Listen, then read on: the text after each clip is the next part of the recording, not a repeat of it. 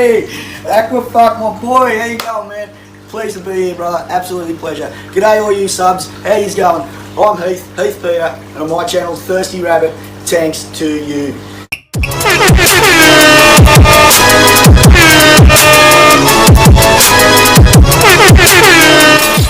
Yo, what is up, all you didgeridoo playing, boomerang throwing, kangaroo riding, fish keeping funkadelics? You watching Aqua Funk with me, Jay the Angel Freak, and as you've seen, I got a very special person on today. I got Heath Peters with Thirsty Rabbit, thanks to you.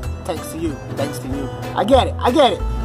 But listen, I don't normally do collaborations back to back like this, but me and Heath, we've been talking back and forth for some time, and it just happens to lay on my lap right now, and I was gonna sit on it and put it out a little bit later, but the more I thought about it and the more I edited it, the more I was so proud of this particular video and this particular fish tuber. Now we're talking about Heath Peters from Thirsty Rabbit. Excuse me.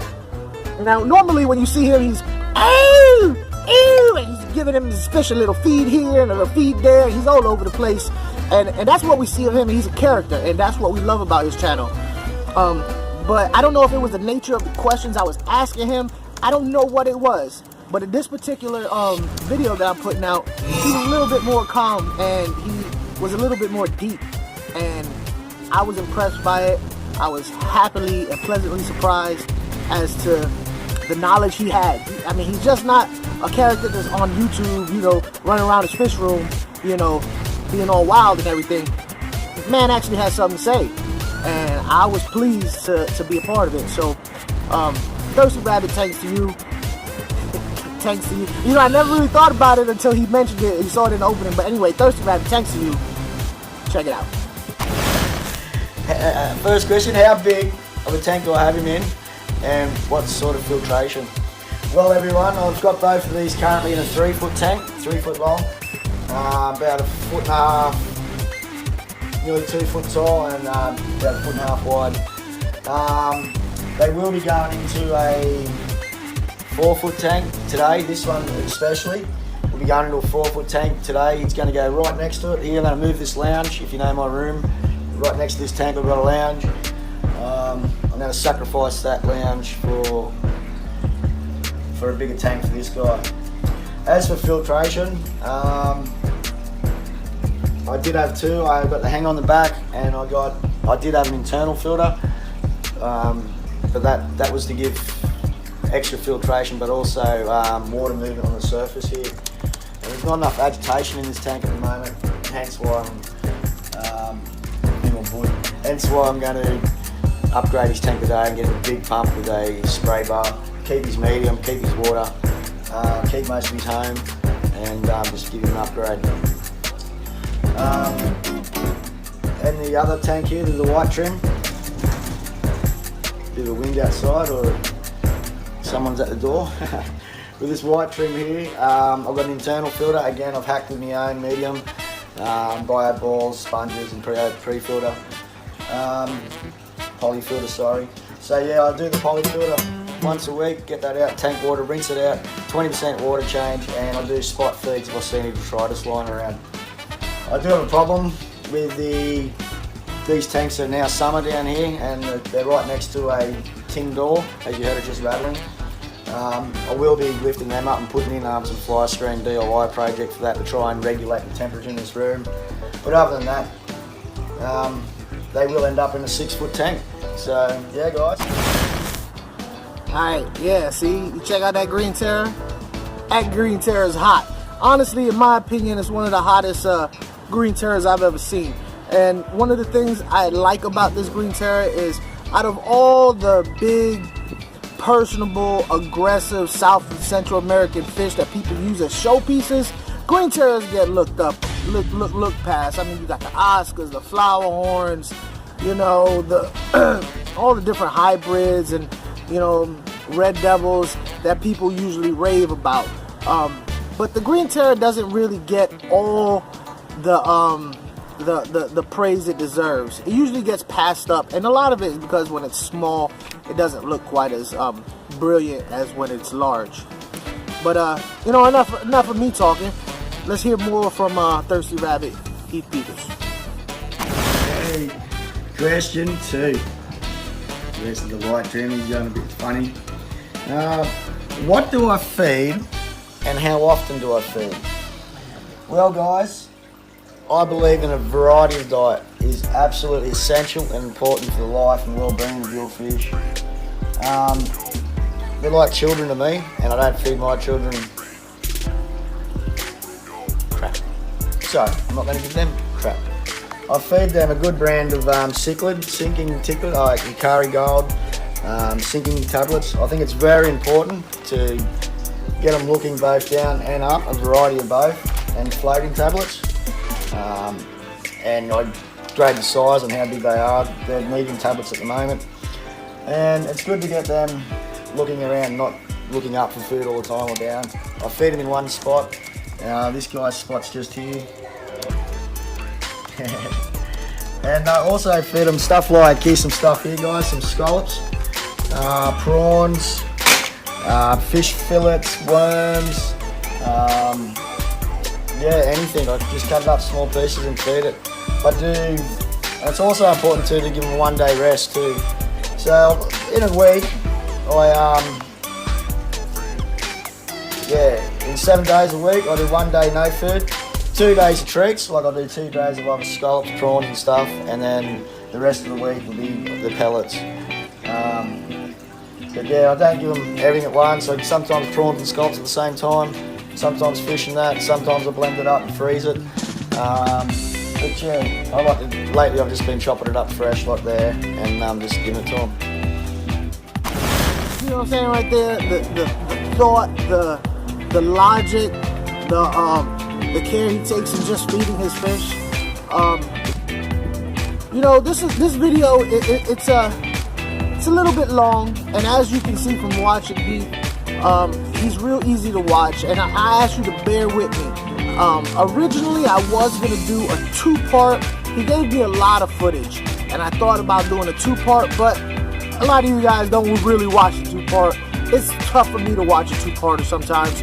So I say this, continue watching this video to the end so that you can get a good taste of what you can expect from his channel.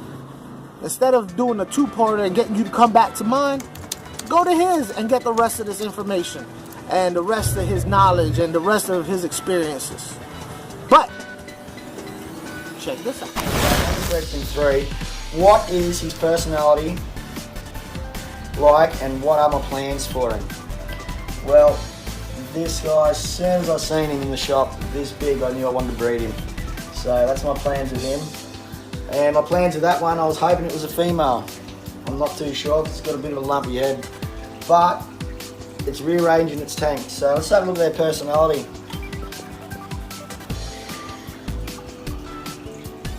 With this guy, he was so shy as a baby. The shyest green terror I've ever met. I don't know why, because he's the most brightest and vibrant green terror I've ever seen. Right from his pectoral fins to everything. He was so shy. He would never come out. He's starting to get better with the camera. And then ever since I put him next to this guy, or gal, I hope you can tell me, he's just come up and they're always at the tank here together, wanting to blue and carry on. It's so funny. I'm hoping this is a female. I've never vented, and I've never actually looked for a spout. I think she's got the other one. Wow. And my belief is too, she's rearranging this for a fry to hide and for him to breed down here, unless she's just broad. But I think she's nesting. So my plans for him one day, Jason and everyone, is to get them into this wall rack and get them breeding. These are 6-foot tanks. But it's not a female. I don't know what I'm going to do. One will probably stay in a 4-foot tank, and this one will get a 6-foot tank. But yeah, as for the personality, mate, they're just amazing, amazing fish to watch. They're all different. This one's very aggressive. This one's passive, semi, and yeah, awesome fish. Love it. breed with a personality. You can see you can't categorise all fish. Like these are both green terrors, right? This one does not rearrange anything. Doesn't pull the weeds, doesn't do anything. This one smacks that tree around, smacks all the rocks around, pulls that weed out. It's just running amok. So yeah, I just like to add that. Alright, so that's a great point he brings up. You never know what you're gonna get. You know what I mean? You got some Central and South American cichlids that are very docile, some that are very aggressive, even though they may be the same type. You never know what you get. They're very personable. That's why I consider these big fish more of a pet than a fish. Now, keep in mind, if you keep them separate is when you can really keep them in their own single tank by themselves is when you can really see their individual personality. When you keep them with multiple fish, though, they seem to act just like fish. But if you're interested in possibly getting one a green terror, hoping that it's as beautiful as the one that Heath got, I asked Heath to give us a couple of tips as to what to look for. Okay, when shopping for a green terror, what do you look for? Well, most of the time I look for personality. Do they greet me in the tank? Which one out of them come to me? Which one is swimming in the pack? With this guy, he was in a tank by himself, but straight away I knew straight away that he was coming home to me. Anyway, the things I normally look for are first the eyes. Are they clear? Are they in portion with the rest of the body? Then I look on a green terror, I'm looking for pattern around the mouth, big blue lips, spots and lines. Then I'm looking towards the plectral fins. Are they clear, free of white spot, algae, ick, holes and tears? What colour are they? Are they good shape to the body? Then I'm looking towards the lump in the head, the big bareness. Then I look across the body shape in general. Is it a nice thick width? Has it got good girth? Is the belly got sunken belly? What sort of diet has it been on? Has it been eating, sort of thing? Then I'm looking towards the fins, the anal fin in particular, with that long point. This is the longest point I've ever seen. Then I'm looking for the pattern through the fin. I'm looking down towards the tail fin. Normally one shade of orange. This has got like 3. Absolutely unbelievable. I'm looking for the splecks in the bottom fin. And this guy ticked all the boxes except for one. He was shy. And that's normally not a good thing, but I went for him anyway. He's getting better, as you can see, getting used to the camera. But yeah, guys, this one ticked all the boxes. Alright guys, so there you go. A couple of helpful hints on what to look for, things to think about when you're buying your fish. A lot of times I know it could be kind of difficult. You're just so excited and you kind of grab the first one that steps out. But you know, the things that he was saying applies to any fish that you buy, regardless if it's a green terror, a guppy. It doesn't really matter. All those things apply when looking for fish. So let's find out if there's any other things, any other helpful tidbits that he's acquired over his years that can help us out.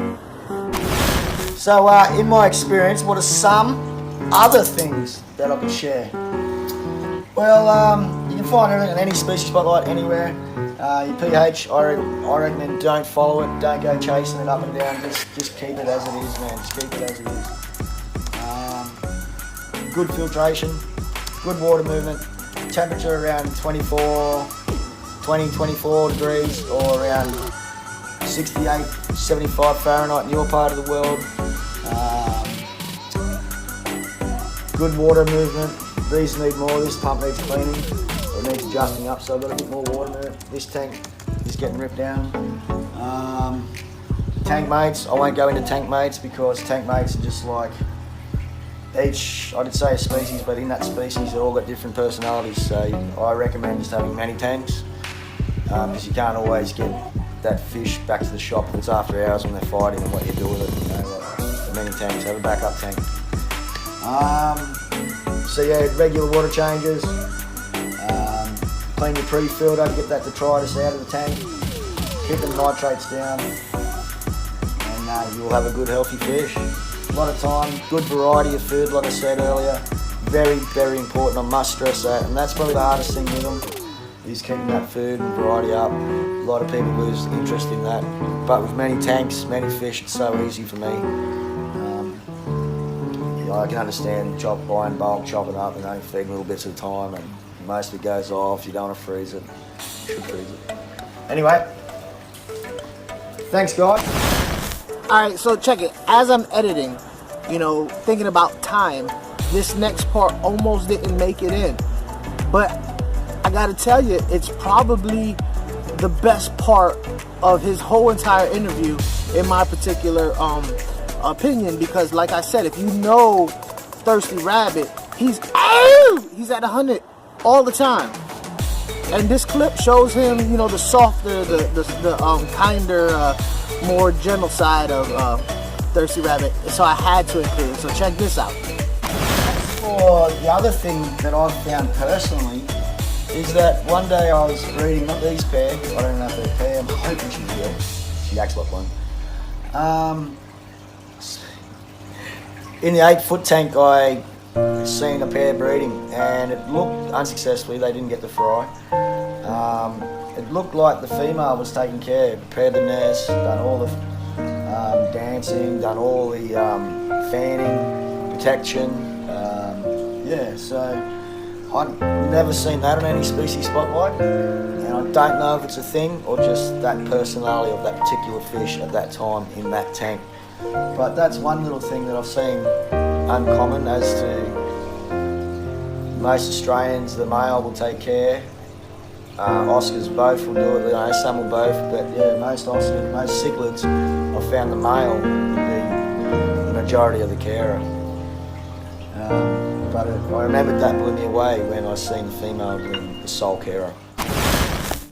Didn't I tell you, this boy is something awesome? He is great. I love this guy. I love his energy, and now I love his insight. So I want to thank you guys for sticking around. But before we leave, I'm gonna give Thirsty Rabbit an opportunity of saying his last goodbyes and his final thoughts. Thank you for sticking with me so far. But here we go, Thirsty Rabbit.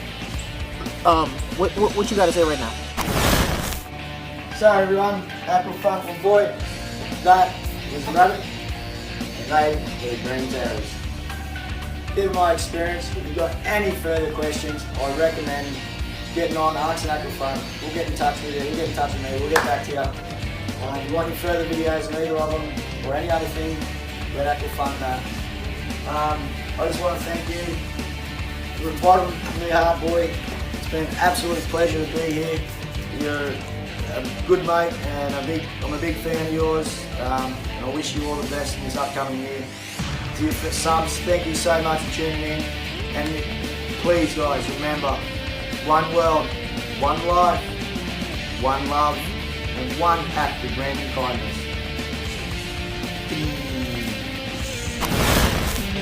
All right, so oftentimes I hear people saying that they envy Americans because of the type of fish that are available to us. But if you go to his channel, he's got some awesome fish that you could only find in the land down under. That's right, Australia. Fish that we can't get, that I wish we could. So when he says the green terror is one of my favorites, he's right. He's got like 3 other ones that we can't get up here that he can. So go to his channel, subscribe, support this gentleman, because I believe you're going to be seeing a lot of him. Like always, that's my time. Take care of yourself, take care of your family, take care of your fish.